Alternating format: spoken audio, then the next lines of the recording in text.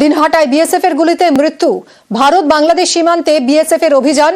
গীতালদহে BSF এর গুলিতে নিহত এক। শুভঙ্কর আমাদের প্রতিনিধি আরো বিশদে জানাবেন। শুভঙ্কর, মিমি, তোমাকে জানিয়ে রাখি, ভারত বাংলাদেশ সীমান্ত লাগোয়া দিনহাটার গীতালদহে গতকাল রাতে গুলি চলে এবং সেই গুলিতে জাহানুর হক বলে এক ভারতীয়ের মৃত্যু হয়েছে।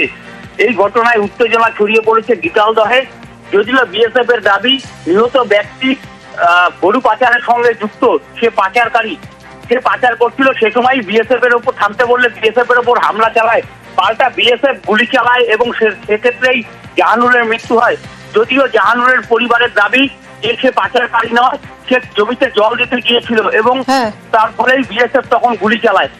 ধন্যবাদ শুভঙ্কর। ইতিমধ্যে আমার ছেলে না রাতে খাওয়া দাওয়া ঘুমাইছে, স্কুলের মাঠে টাটে পুলিশ ঘুরে ঘুরে করে। আমার ছেলেকে বলে যে তোর বাইরে বেরিয়েছ নি।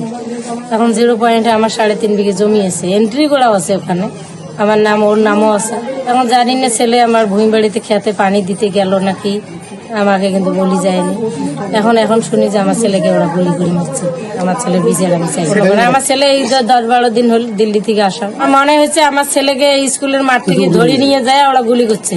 বড় ছেলেকে আটকাইছে, এখন ছোট ছেলেকে ওরা মোবাইল টোবাইল টিপি নিয়ে যদি ধরছে। আমরা তো জানি ছেলে ঘরে তো আছে, কিন্তু ছেলে ঘরে নেই।